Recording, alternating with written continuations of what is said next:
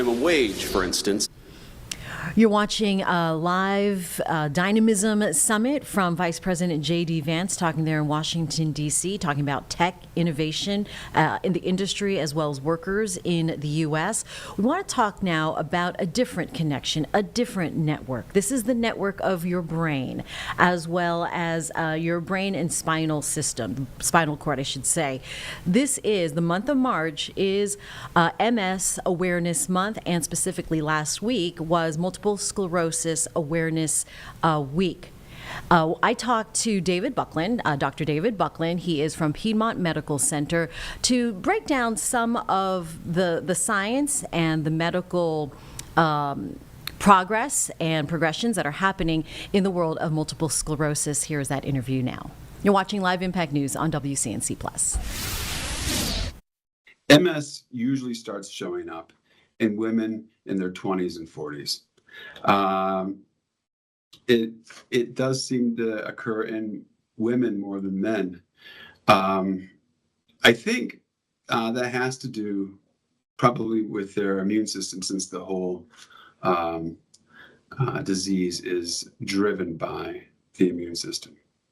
So anytime the patient experiences things that all of us experience, and we feel fatigue from, let's say, the flu or something, that part of the brain feels it even more.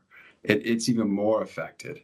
And oddly enough, like very warm weather can actually bring on a sort of MS symptoms again, which is kind of unusual and unique to MS. Where is this from in the body? What system's affected?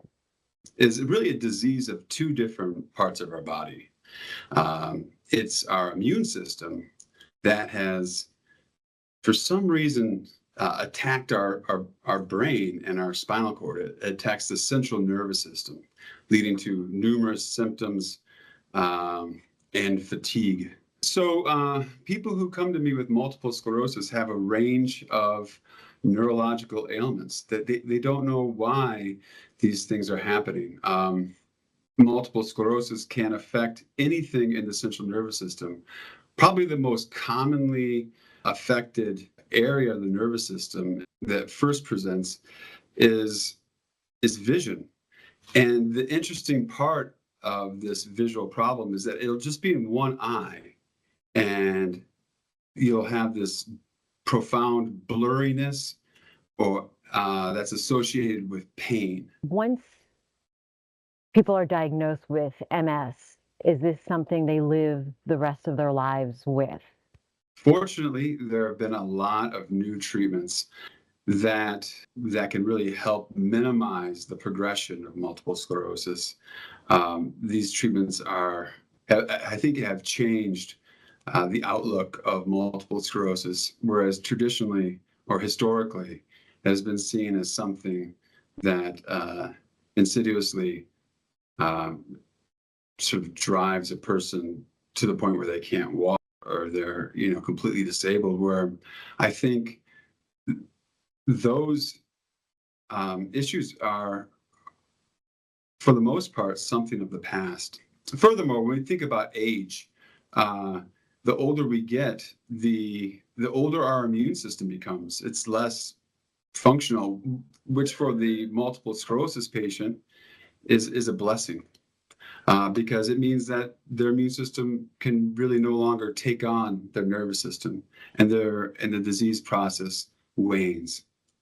Some patients have very mild symptoms, and they're caught early and they can be placed on disease-modifying therapy, and maybe never really progress much at all. While other people, maybe they did exactly that, but they have a more aggressive form of MS. It's like their immune system is just not going to give up so easily, and they can begin to lose control or strength over their limbs, maybe the ability to walk, and other various issues. What we can do to help support patients with MS is I guess know that there is a very broad spectrum of disease burden, and listen to the patients, to your loved ones who have MS, and try to find out what they need and what you can do to help them, whether it be making sure that they're getting all their medications, making sure that they're brought to the infusion center. A lot of times we don't have to take medications daily for MS, that we just need maybe a monthly or every 6-month visit with an infusion center. It's hereditary? So it's not directly hereditary like eye color, can be. We do know that there are some there's some genetic component to MS. Like perhaps you're at a greater disposition towards getting MS, but environmental factors appear to play a very important role in developing the disease. Again, it's your immune system that somehow mistakes like a virus for your body, your nervous system, right? Well, I really do think that there one day will be a cure for MS. I really do think so. How it's going to look, it's hard for me to imagine. I have my thoughts, but I do think that one day that we'll be able to, humans will be able to understand the inner workings of our body and our immune system such that we can reprogram it and maybe stop MS, maybe stop many other autoimmune diseases such as rheumatoid arthritis, as well. Maybe we can prevent type 1 diabetes. I think the future's bright. I think it's important that people don't feel alone. Like if you're suffering from some of these things that you heard today, that you should talk to your doctor. If you have MS and you feel isolated from the world, that you should speak with other people with MS, that you're not alone, and that getting together with other people is healing in and of itself. That is Dr. David Buckland at Piedmont Medical Center. And so this is why we're getting together with our weekend sports anchor, Danielle Stein. Danielle, amazing for you to come into the Live Impact studio because you do have MS, right? Yeah, I was diagnosed about a year and a half ago at this point. So still kind of new to the journey, but, Sure. At a place where I'm ready to talk about it and feel good about sharing my journey so far. So amazing. Appreciate you sharing your personal story because I think putting a face, someone we know, someone we can connect with, really helps bring that awareness to MS, and it is MS Awareness Month. You were showing us a little demonstration on what this feels or looks like that maybe we can relate to. Yeah, show us that cord. We're obviously visual people here in TV, so I figured a little demo. This is how I was actually explained how MS essentially works. So as Dr. Buckland was just explaining, it's essentially when your immune system attacks the nerves in both your brain and your spinal cord, which affects different things. So if you were thinking of a phone cord, I have a lot of these cords where they're kind of ripping. You can see that the rubber is exposing the wires underneath it. So essentially what MS is to the core is the immune system is attacking this phone wire and exposing these wires. When these wires get exposed, that's what creates these lesions either on the brain or the spinal cord. And depending on where they are in your brain or your spinal cord, it affects different parts of the body differently. So for someone, it could be, causing double vision. For someone, it could cause higher levels of fatigue. Someone, it could be mobility issues. So as the phone wire, as you probably have one of these too, that you kind of have to bend it to, get it into place for it to start working. the more exposed these wires get, the struggles become stronger for someone who's experiencing something like MS or like charging your phone. So Right. for me, it's something that came up back in September of 2023, so about a year and a half ago at this point. I was working in my last TV market in Orlando at the time, and I was covering a football game. It was a big weekend. I was going up to Jacksonville to cover a Jags-Chiefs game. It was very exciting. I was, on lots of caffeine, little sleep, all the things that come with, covering sports, and I was feeling pretty dizzy.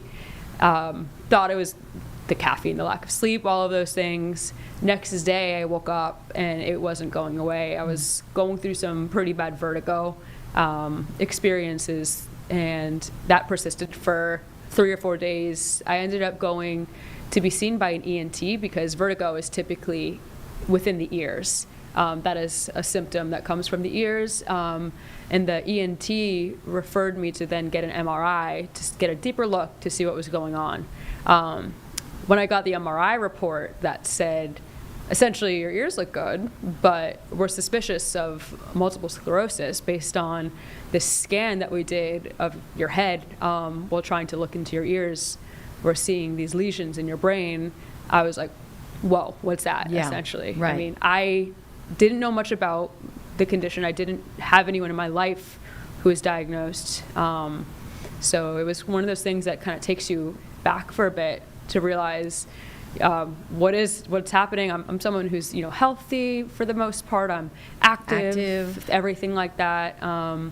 Ended up going back home to Boston, which is where I'm from, and being seen by neurologists there, and they did confirm through the MRIs that I did from both my brain and then further in my spine that I do have multiple sclerosis. So that was in October of 2023. They told me that it's great that I was young and I caught it quick because, as you heard the doctor saying, those are things that all set you up really positively so you can start on different treatment plans as soon as possible. So when you have, he said there are levels, there are days that are going to be better than others. Do you see the warning signs as you approach sort of an episode? Yeah, so I thankfully have only had that one big relapse, I would say, from the initial experience with the vertigo, and then I had some double vision that persisted for about 3-4 weeks beyond that, which was honestly frustrating because I'm like, I would close my eyes and try to open them and be like, is it better? And it just wouldn't be. So it was something that was more frustrating. Thankfully, I haven't had any relapse since then, and the form of MS, there's different, I guess, levels to it. I have what's called relapsing remitting, which is all in the name. It comes and goes, essentially. There could be some day-to-day little things, such as fatigue or such as tingling or numbness in arms and legs, which I have experienced over the last year, but nothing to the point where I was experiencing that vertigo. And the thing about MS, like I was saying, is each thing in your brain, each nerve in your brain does a different function. So any symptom could happen. It's not always going to look the same on any given day. Okay. And so your quality of life today, 18 months since that diagnosis, how are you? I'm good, thank you. No, I think me and my family, my team of doctors, did a very good job of attacking things very quickly. So I went from first symptoms to a month later getting the diagnosis, which I know for some people doesn't happen so easily. Sometimes it takes people years to get an official diagnosis. And then I started treatment just 1 month later. So I've been in a good system with that. And I think there's also been a lot of good that has come from it in terms of connection with some new people. I've become involved in some amazing organizations and have met other people in this community who, I never would have met necessarily before. So it gives you just kind of perspective on life when you're, told something like you have a chronic illness all of a sudden at the age of 26 that, this is something that you want to try to take as much control as you can, because obviously there is no cure at this point, but there are things that you can do to help enhance the quality of your life. And so it's just living the best you can. I think the awareness part too is so important, and building that community, even those who do not have MS, Right. but it can affect our friends, our families, our networks of our community. I also worked with some MS organizations in Florida out on the Gulf Coast and worked with some events there. They do a lot of 5Ks, and you see folks, though, with MS from a very young age to very old, and different qualities of life and levels of MS, Right. and how they deal with the disease. You are also now involved with several programs, right? Talk to us Yes. about that. Yeah, so I'm obviously someone who's a sports-minded person, as I am the weekend sports anchor here at WCNC. So when I was initially diagnosed and shared some of my story on social media, I connected with this organization called MS for MS, which stands for Mission Stadiums for Multiple Sclerosis. And essentially it's a whole group that's based on bringing awareness for MS through sports and entertainment, and bringing awareness into stadiums, wearing orange t-shirts, which is the color for awareness for MS, and just getting people who all care about sports in some respect. So there's someone who, is a cheerleader with the Atlanta Falcons who has it, and who's part of this group. There's someone who, they're adaptive CrossFit competitors who are fantastic and are involved. Someone who is a minor league baseball player whose mom has it. Everyone's connected through MS and through sport in some Yes. regard. So this past summer, I helped to put on a fundraiser at Fenway Park, where I'm from in Boston, and it was an MS awareness game. And we had over, I think, 500 people in attendance buying tickets, all showing up wearing orange, raised a lot of money, all going towards research, as well as helping families and individuals specifically impacted by MS with things that can help them in their day-to-day life, like physical therapy, or something even just like a walking cane for someone who might need a mobility help, or things like that. So I've gotten involved with that, which has been amazing. I did a bike MS ride as well, which was amazing, over in Martha's Vineyard up in Massachusetts. Oh, It was I bet that was 26 beautiful. miles. Yeah, beautiful ride around the island. Helped to raise a 26 lot of miles. money as well too. That's great. So it's been really cool just to, again, this is nothing I ever knew of about a year and a half ago. Sure. And I'm now very passionate about using the platform I have as someone who's in media and who knows how to, use my voice a little bit, I would say, to try to make an impact as well. And that is what the hope is, the positive change and the impact that you make in your position, just like you said. Speaking of sports, it's March Madness. It sure is. You've been covering it. Are you having such a great time? I do like your orange, by the way. Thank you. I Beautiful had to- shade of orange. You had to Thank represent. you. We have UNC playing tonight. Yes. And Yes. so they're the only Carolina team playing tonight as we kick things off? Yeah, so tonight is what's called the first four. So these are all teams that basically are on the bubble of getting into the tournament, because 68 teams are in, but only 64 are going to be able to actually start playing. So UNC has to play their way in, and this is going to be a fun one tonight. San Diego State is another team who has historically Can't been dismiss 'em. very good in March Madness, Right. actually. So, this UNC team is coming off of that loss against Duke in the ACC semifinals. They've got some edge to them. They've been hearing the noise that they don't belong in this tournament. So Exactly. I think it's going to be interesting tonight in Dayton. It's the first four, so it's Okay. going to be, I think, a 9:30 tip-off local time. But of course, we'll be watching. Yeah, and updating yes, and all we that. will. Yes. All right, we'll see you. Well, today is your day off, isn't it?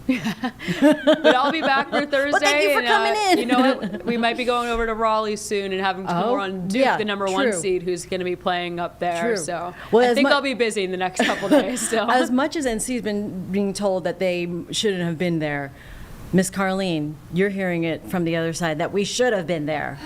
I live with a West Virginia mountaineer. Hi, Greg. And he was cooked, heated, baking about saying West Virginia got overlooked. As gonna was their be governor, okay. though. No, as was their governor. Oh, that's Governor right. did not hold back words. So So is he okay today? he'll be fine. He'll be fine. He'll walk it off. He'll be fine. Okay. So our Nick Carboni then also going to start with that on March Madness and how UNC might do tonight. You're watching Live Impact News on WCNC+.